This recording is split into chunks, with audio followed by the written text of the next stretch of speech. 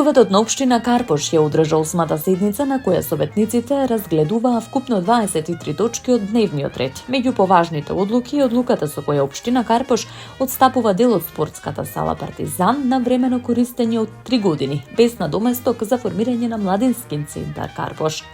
Во наредниот период општината ќе распише јавен повик за избор на младинска организација која ќе раководи со центарот.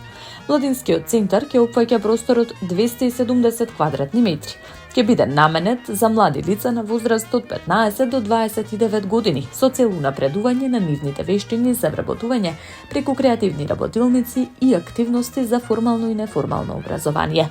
Со мнозинство гласови беше поддржана и одлуката за едногодишно отстапување на простор во салата Партизан за потребите на ресурсниот центар Карпош. И за оваа намена ќе биде објавен јавен повик за невладини организации и граѓански здруженија, кои ќе делуваат преку вмрежување и заедничко аплицирање на проекти од интерес за локалната самоуправа и граѓаните.